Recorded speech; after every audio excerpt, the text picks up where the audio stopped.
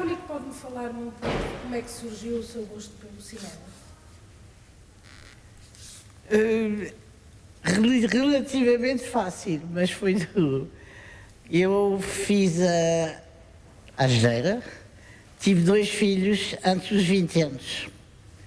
Portanto, primeiro aí foi difícil, em Portugal, foi difícil poder tratar das crianças e estudar ao mesmo tempo. E aí eu fazia simplesmente traduções para ganhar dinheiro. E depois, nos anos 60, o pai dos meus filhos foi fazer uma tese a Sorbonne e levou-nos, fomos todos. Ali em Paris, os miúdos tinham 4 anos e 5, iam para a creche e a partir daí eu morava em Saint-Michel, onde há muitos cinemas de reprise,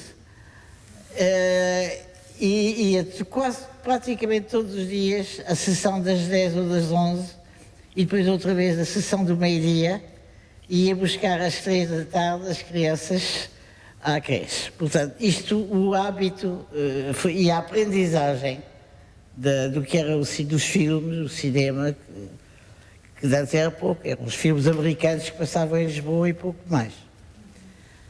Portanto, foi assim que começou. E tinha uma tia que trabalhava na Cinemateca em França, não como criadora, mas como dirigente da Cinemateca. E ela empurrou-me um bocado para isso e dizia, pô, tens que fazer um curso. E foi quando voltei para Lisboa, no fim de 69, e inscrevi-me nesse curso de cinema que tinha visto simplesmente um anúncio no jornal. E tive a sorte aí de ir dirigido por António Macedo, com quem me dei bastante bem. No fim desse ano letivo, fizemos um filme em Super 8, mas um filme de 1h30 quase, 1h20, que se chamava Vera. Montou-se o som e o guião era meu, porque fizemos um concurso e tinha sido escolhido o meu, que era uma história assombrosa com jazigos e mortos e fantasmas. Pronto, simplesmente com muita pena minha este filme desapareceu. Ninguém se acusou porque o Instituto acabou o curso desse ano, não continuou, porque abriram no Conservatório o curso de Cinema e de Teatro, onde eu me inscrevi, portanto foi do primeiro ano dali. Éramos 50 alunos, dos quais só 2 raparigas. Uma que trabalhou um bocadinho na produção com o António Macedo, com quem ela vivia, aliás. E eu fiz o curso até o 25 de Abril. E no 25 de Abril o Costa e Silva emprestou-me a câmara de 16mm na mão e disse, vai para a rua filmar. Assim fiz. Antes fiz o curso portanto, do primeiro, e a minha ideia era ir para o conservatório e para o teatro, porque como todas... Eu ainda era miúda na altura, fiz 22 anos ou 23, queria ser atriz. Eu supunha que tinha muito jeito, mas suponho que não, hoje, depois de trabalhar com tantos atores. E, no entanto, fiz 3 ou 4 experiências em teatro. A primeira foi uma peça de Agostina Bessa Luís, chamada Bela Portuguesa, encenada pelo Filipe Laféria, na Casa da Comédia. A Bela Portuguesa era eu. Era um papel, no entanto, mudo, o que era sempre, era muito bem, com a Júlia Correia e o Fernando Heitor também, e foi um sucesso muito, muito grande, mas também ficou por aí. Só anos depois, quando eu própria dei um curso de cinema no Instituto Francês, um curso de cinema de como se comportar com as câmaras, portanto, sabe? E ali havia uma peça acho que era do Eco, um filme italiano, em que a Fernanda Lapa fazia o papel e ela teve que desistir de fazer esse papel e eu substituía. E isso foi muito difícil porque metia cambalhotas, deitasse no chão e o conservatório, depois os meus professores vieram todos ver e disseram muito mal de mim. Portanto, a minha experiência de cinema depois passou a fazer figuração nos filmes dos outros. Estudavam as áreas todas do cinema ou foi alguma coisa mais específica, ou montagem? O primeiro e o segundo ano eram mais ou menos gerais. Havia quem escolhesse ou quem não escolhesse, não é? Depois havia aqueles que escolhiam ser realizadores e que nunca o foram na vida. E eu escolhi a realização, efetivamente, porque gostava muito da escrita, e escolhi a montagem, da qual me senti muito bem, muito integrada, gostei muito daquilo, era como reescrever um livro. E tive a sorte do Fernando Lopes, que dirigia a secção montagem, de também se dar muito bem comigo e ele dava-me sempre tudo o que havia para montar a sério. Primeiro, os primeiros 2 anos em 16 e posteriormente em 35, era eu que o fazia. Portanto, ali foi uma coisa que eu gostei imenso de fazer. Durante 10 anos, os anos 80, 90, eu era a única montadora, havia homens, sim, que de cinema, nas mesas de cinema, enfim, antigas, etc., e montei quase todos os filmes portugueses feitos nessa década, incluindo a minha coroa de glória, que era a Francisca. Fui eu que montei a Francisca do Manuel de Oliveira. Nessa época em que entrou para o meio cinematográfico, que a maioria eram homens que realizavam, que montavam, se a Mónica teve alguma dificuldade de ser mulher e de se integrar bem nas equipes? Isto é muito simples de explicar.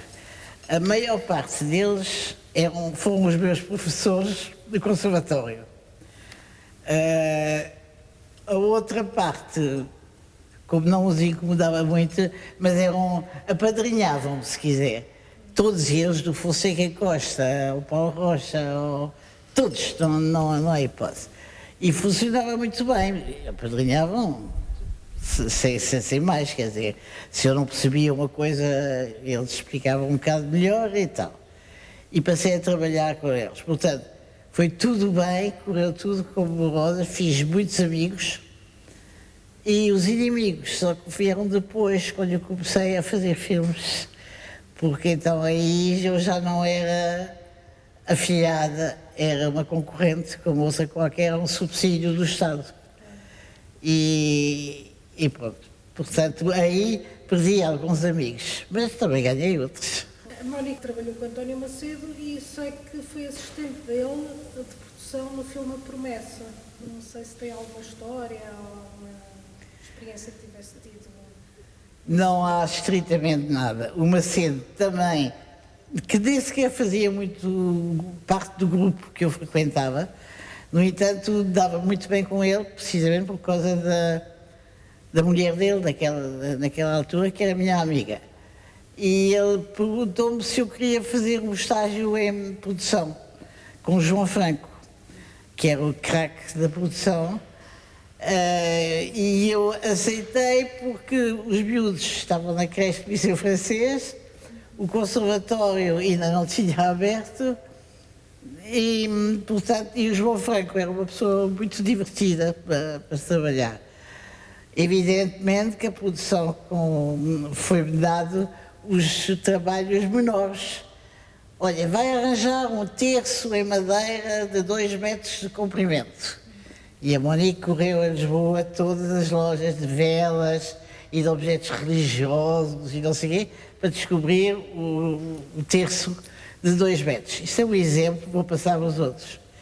Depois não assisti, foi às filmagens, porque eu não podia ir para a Tocha, que era, portanto, no centro de Portugal, da praia, com muita pena minha, mas 2 filhos, vai lá. Claro.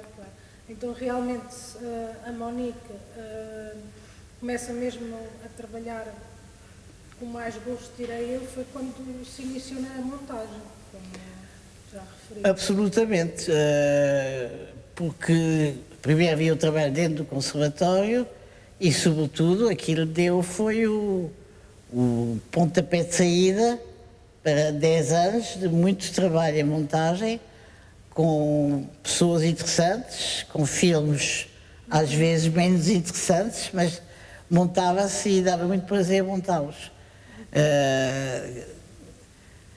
Aquilo começou, não sei, no 25 de Abril. Depois eu filmei, portanto, na rua com a câmara do conservatório, às escondidas, e como toda a gente que nessa altura filmava, o material que eu filmei foi entregue ao sindicato do cinema, que se resolveu juntar tudo o que as pessoas deram para tentar fazer um filme. Houve reuniões a que eu comecei a assistir assim, porque tinha lá material meu, não é? E pediram dois voluntários para montar um filme. E o primeiro que se ofereceu foi o Fernando Matos Silva, e o Fernando Lopes levantou-se e disse: vai a Monique! O que aliás nem me dava jeito, porque era no início do verão e eu não queria ter que ir com a família para Caparica. E então assim ficava em Lisboa a trabalhar. Um facto é que o filme chama-se As Armas e o Povo e é montado por mim e por Fernando Matos Silva durante os 2, 3 meses de verão. Foi muito, muito, muito trabalho, porque havia muito material e tão diferente, tão diverso, o do Glauber Rocha, o dos portugueses todos, e inclusive depois em Super 8, em E8, em 16, em 35, havia de tudo. Ainda não havia destas máquinas e deu muito trabalho. Decidimos, aliás, o Fernando e eu, na altura, de não assinar o filme, não pôr genérico nenhum, só dos trabalhadores de cinema.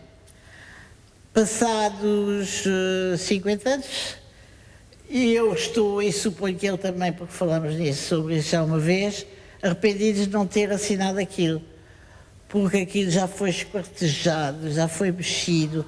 Ouvi dizer que a Cinemateca queria propor fazer uma remontagem, porque o material que ficou no antigo Instituto de Cinema, nas salas de montagem, empilhava-se, enfim, até porque teve que ser tudo passado, e agora não me recordo se foi em 16 ou em 35, mas poder montar aquilo tudo como deve ser.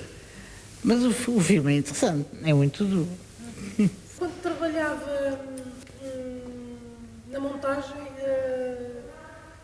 como é que eram os meios de produção e na montagem nessa época? Era tudo ainda muito... era corta e cola e...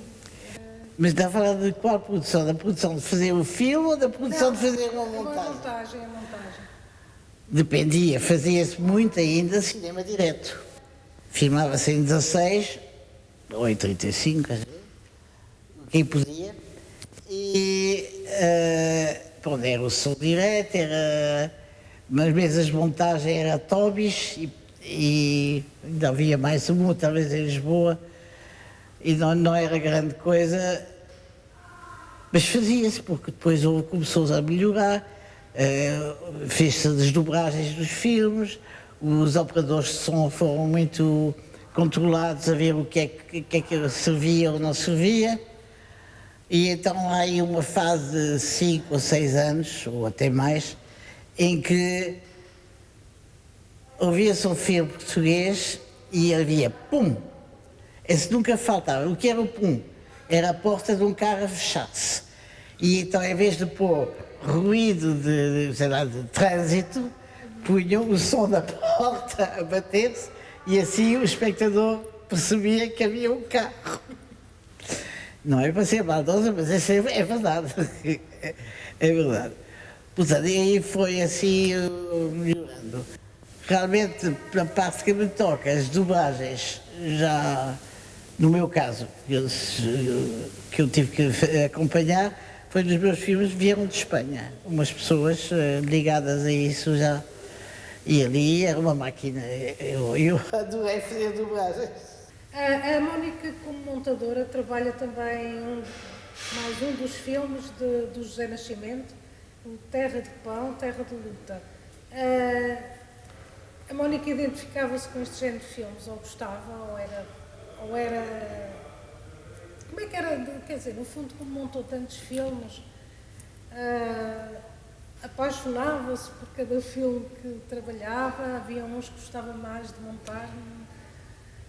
Não sei se é fácil primeiro, de isso foi, mas quando eu acabei o filme das Armas e do Povo com o Fernando Matos Silva tinha uma cooperativa de cinema com um irmão em que estava o Zé Nascimento, o Francisco Manso, e convidaram-me para lá ir também montar, trabalhavam sobretudo para a televisão, e estive lá, portanto, 2 anos ou 3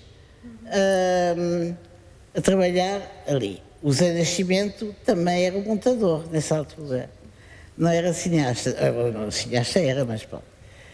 E ele teve um problema familiar, acho eu, e quando ele foi filmar com o Alentejo, perguntou se eu podia ir filmar em vez dele. Porque já tinha percebido que tudo isso, que as caras, as pessoas, os gentes, isto mexia-me sempre muito nas salas de montagem. Conclusão, o Zé deu um lugar dele para ir filmar 2 dias, o resto foi tudo ele que fez, não é? Não tinha a ver. E isso interessou-me certamente muito, porque nessa altura eu vivia no Príncipe Real e passava muito tempo no Jardim do Príncipe Real, que era muito mais calmo do que é hoje, com os meus miúdos, e sobretudo só havia lá pessoas idosas, velhas, e muitas. E, bem, vou dar um pequeno salto, porque nessa altura uma das minhas avós em França, que tinha ficado em França a viver sozinha, idosa, porque as 2 filhas, uma estava em Portugal, a outra nos Estados Unidos, morreu sozinha, abandonada, num lar bom, porque ela tinha dinheiro, e eu continuava ali no Príncipe Real com os meus velhinhos, e nessa altura eu disse, bom, vou escrever um guião, porque abria o concurso do Instituto Português de Cinema, com concurso para ter só 2 filmes a preceito. E eu escrevi o guião sobre os velhos. E o Henrique Espírito Santo, que nessa altura andava muito aí nas produções e acho que fazia parte do júri, não tenho a certeza, mas julgo que sim, deu uma surpresa de eu poder fazer Os Velhos São os Trapos. Só que resolvi, infelizmente, continuei amiga da Cinequipa, mas saí da Cinequipa para ser independente. Porque a Mónica, então, estreia-se em 79, na realização dos filmes A Soa ao Nariz e Porta-se Bem, telefilme, e São os Trapos. O primeiro filme é um filme educativo para crianças, e o segundo filme, que é uma docu-ficção, que aborda os problemas da terceira idade, a solidão, o amor, a sexualidade. Portanto, este segundo filme levou a realizá-lo porque sentiu, em primeiro lugar, por causa da morte da sua avó, não é? E que estava sozinha, e depois porque, como frequentava muito aí o Jardim do Príncipe Real, também via aqueles velhos abandonados, sozinhos, e sentiu quase uma obrigação. Não é uma obrigação, deu-me muito prazer. Sim, e deu-me prazer, sobretudo, porque eu tinha um personagem que era o que apanhava o lixo, e feito por João Guedes, que veio do Porto, se fechou de propósito para fazer esse papel. E isto funcionou muito bem. E, sobretudo, eu comecei por fazer aquilo como um documentário sociológico. E comecei por entrevistar tudo o que eu podia. Fui aos lares, fui à Mitra, fui aos hotéis que tinham umas tias que jogavam cartas, tias avós, e etc. E mais vi que essas pessoas queriam falar. E tanto deixei-as falar que inseri o meu guião, uma história de um casal, enfim, e do João Guedes, dentro do... Eu acho que funciona muito bem. Para dizer a verdade, eu hoje, até o meu filme que eu gosto mais. Depois, mais tarde, em 83, realizou o filme Jogo de Mão, que se divide em 4 episódios, unidos por um espetáculo de títeres. Foi apresentado no Festival de Veneza, narra crónicas do cotidiano de Lisboa, em que se cruzam variadas personagens intelectuais, fadistas e estudantes. Pode-me falar um bocadinho deste filme? Posso, porque é um filme muito querido. Primeiro, também fiz um concurso, portanto também entrei, mas já estava metida no coelho. As histórias, nessa altura, aliás, eram 6 e não 4, pois não havia dinheiro para fazer as 2 últimas. Eram histórias verdadeiras. Umas passadas comigo, outras passadas com um amigo, outras passadas não sei o quê. E eu simplesmente mudei as profissões e as circunstâncias de cada episódio. Ninguém sabe qual delas é que eu sou, né? E não tinha a ver, porque assim, tanto é que começo com um engraxador e a menina que trabalhava no restaurante. Portanto, foi mudado, foi alterado. O marionetista foi um bocado falhado, mas nessa altura ele entrava nas todos os 6 episódios e dava para fazer uma ligação, porque de repente passam do bairro de Lisboa para Malveira, da Malveira para um palacete, etc, etc. Portanto, eu vou parar que me perdi. As histórias eram todas diferentes umas das outras? Completamente diferentes. Só que narravam o cotidiano de Lisboa? Sim.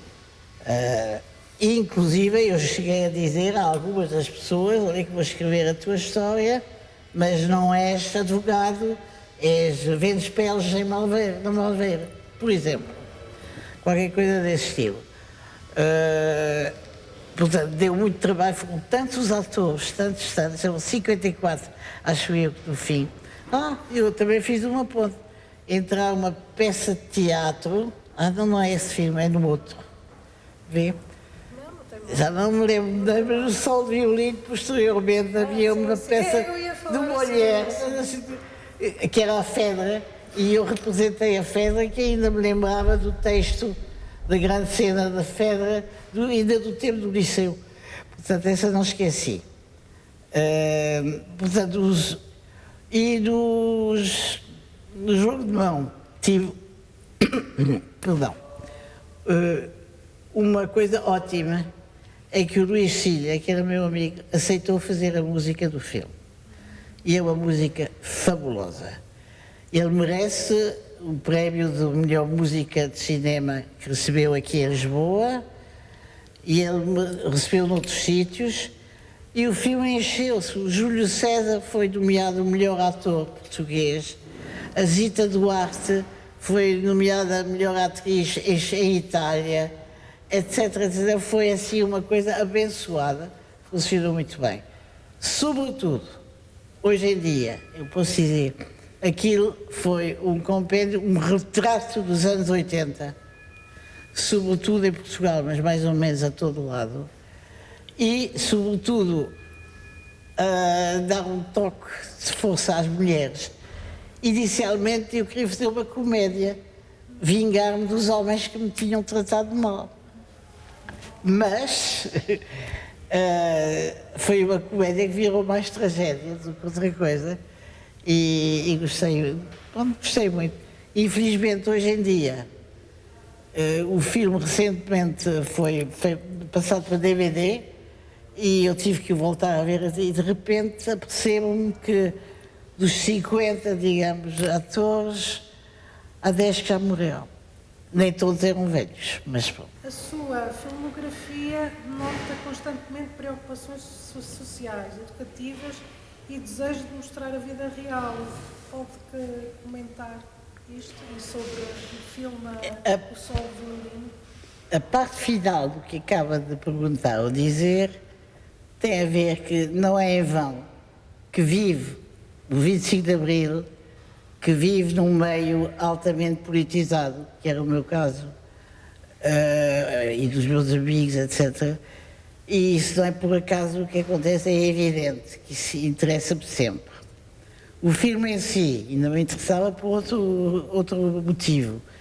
Eu fazia um trabalho sobre a loucura. A loucura normal, enfim, se é que se pode dizer loucura normal. Mas nunca num aspecto específico. Isso tinha a ver com a minha vida. Eu fiz uma análise com cortesão, eu tinha amigos psicólogos e psiquiatras, muitos. Portanto, tem mais a ver aí a loucura, mas vamos ver o que é que eu conto depois. E um dia chega um amigo meu, Edgar Gonçalves Preto, com um livrinho na mão, nojento, a dizer: olha o que eu encontrei no Alfarrabista para ti. E era um resto de um livro que se chamava Doida Não, que eram simplesmente as memórias da Adelaide Coelho da Cunha, as primeiras, da primeira vez que ela tinha sido internada pelo marido. Portanto, li aquilo, deixei o resto tudo e disse: esta senhora é que é. Procurei os outros livros, encontrei, tenho imensos livros sobre todos os processos e tudo o que se passou, inclusive já emprestei esse material a alguém que escreveu um livro, que se chamou Olhar Doida Não, emprestei a Agostina Bessa Luís, que também usou a história, mas ela fez o que eu faço, passou a história para o campo do pé do Porto dos anos 60. Portanto, deu a volta de outra maneira, mas no livro ainda, na ficção, ela também diz, pois, e anos depois, a Mónica Coutler fez um filme sobre o assunto, o que eu achei uma ternura. Bom, portanto, a ideia do guião foi essa. O Edgar ajudou-me a escrever, porque aí eu entrava numa zona que não era propriamente a zona habitual. Advogados, coisas oficiais do governo, tanto em relação aos anos 10, 15, 20 do século passado, como hoje em dia. E tanto é que, se eu quis manter a ficção verdadeira da altura dela, o que até funcionou bem, saiu caro, porque todas aquelas roupas e isso tudo é muito caro. Portanto, o Edgar Gonçalves Preto aceitou, estava muito contente, ele nessa altura trabalhava para a Sociedade de Autores, a escrever comigo, mas achamos que precisávamos mais de uma pessoa. E ofereceu-se o Eduardo Guerra Carneiro, que é um poeta e escritor, que também infelizmente já morreu, mas para trabalhar com ele. E formávamos um trio razoável. A seguir, também, entra outro escritor, que é o Cesário Borga, que é um jornalista português, que toda a gente conhece, o telejornal, que me conta um dia que estava na televisão, onde ele trabalhava, que estava no elevador com o diretor da televisão, que era o Coelho Ribeiro. E o Coelho Ribeiro virou-se para ele e disse: com que então está a escrever a história da minha tia? E então ele era sobrinho da Adelaide. E foi amoroso, porque a filha dele adorava a história da tia-avó, e ele também. Até nos emprestaram um vestido da Adelaide, que eles ainda tinham guardado. E, infelizmente, nunca serviu à Fernanda, porque a Fernanda é muito mais alta. A Adelaide era muito pequena. Portanto, foi assim, foi a história de escrever o guião e entrar em coisa. E depois vem a corrupção. É um assunto de que hoje se fala razoavelmente bastante. E essa corrupção não vem dali, mas tratava-se de médicos conhecidos, o único prémio Nobel português daquela época, o Egas Muniz, e os médicos que eram os craques, os Bruno Matos, e tudo isso. E fui avisada, tu vê lá no que te metes, não podes. E tive telefonemas, cartas, protestos, houve um dia que foram ao Instituto Português de Cinema, entraram na sala do diretor, que era o Salgado Matos, a proibir o filme e mandar parar as filmagens. A família também, fora a parte, uma parte não se importou nada e achou bem, mas aquilo era tão longe para eles, mas não perdoavam, não perdoavam. Mas nessa altura já não estávamos na censura. Já tinha passado. É verdade, porque eu vou dizer uma coisa, esses guiões que eu escrevia, ainda tem lá coisinhas de carimbos e escrito azul ou vermelho, conforme o caso. Que sim, senhora, podia fazer ou não fazer. Mas eu gostava era de dar like. E tanto é, devia ser uma mulher engraçada, porque ela com mais 30 ou 40 anos que o Manel, e ele viveu com ela até os anos 40 e tal, só quando ela morreu. E viveram juntos. Não. Isto é uma grande paixão. Sim. Este filme foi a última realização que a Mónica fez? Ou ainda fez alguma coisa? Assim, em longas metragens de ficção, foi. Suponho, porque eu também estou às vezes um bocado desmemoriada, porque fiz imensas coisas para a televisão. Fiz um filme sobre o António Lopes Ribeiro, e infelizmente não o tenho, é a televisão que tem os direitos dele. É um filme fabuloso, e porque o Lopes Ribeiro era fabuloso, não fui eu que fiz. E fiz uma série de coisas, o que ficaram assim um bocadinho solto. Esse filme sobre o Lopes Ribeiro era ficção ou documentário? Era documentário, porque ele fez tudo, fiz quase tudo com ele, e depois peguei de obras dele, tanto de teatro como de cinema, e ele era um homem muito falador e muito inteligente. Era muito ele. E depois, sobretudo, vindo de um lado bastante à direita, enfim, politicamente falando, no entanto, ele tinha uma abertura e uma maneira de contar as coisas que era bastante interessante. Depois, ainda fiz, já agora, portanto, realizei outra coisa, é que fiz uma peça de teatro. Peguei duas peças do Mishima, onde eu fui buscar o Tambor de Seda, e montei a peça no festival, não é no festival, é em Almada, no Teatro de Almada, que o Joaquim Benito me convidou a fazer lá uma peça, e fiz então o Tambor de Seda com os japoneses, vestidos a fazer, e foi um trabalho que eu adorei fazer e que até me correu bastante bem. Infelizmente também ficou por aqui, porque entretanto, e isso não é uma desculpa, mas aproximava-se o ano 2000, ainda fiz o spot do Saúde para o ano 2000, para o Ministério da Saúde. Ele era meu. A minha mãe adoeceu, tive problemas com um filho meu, muitos problemas. Foi tudo muito mais complicado, não tinha tempo, não estava disponível. Tinha filhos adolescentes, já não eram as crianças que iam para a creche. E a adolescência é tão complicada. Eu tive que ir dar uma ajuda à minha mãe a substituí-la, que ela tinha um instituto de beleza. Tive que ir trabalhar como dirigente, porque eu não tenho jeito. Não sei. Para coisa. e não sabia nada disso. E então comecei a escrever livros. Mas depois dei conferências, apresentei filmes, fui ao estrangeiro, fui a festivais os mais diversos. O festival mais giro que eu fui foi a Chicago. Mas não posso contar porque era toda outra história. Era muito giro. Não tive tempo de me aborrecer. E já foi isso, um bocado isso. Comecei a escrever livros, escrevi. Nenhum acabou. Não acabei nenhum. Isso era preguiça. Mas continuas e ainda continuas, não é? Ainda há pouco tempo a Mónica recebeu um prémio, foi no Porto. Quer dizer, agora, passados estes anos todos, é que se lembram de me dar uma homenagem de mulher cineasta número 1 portuguesa.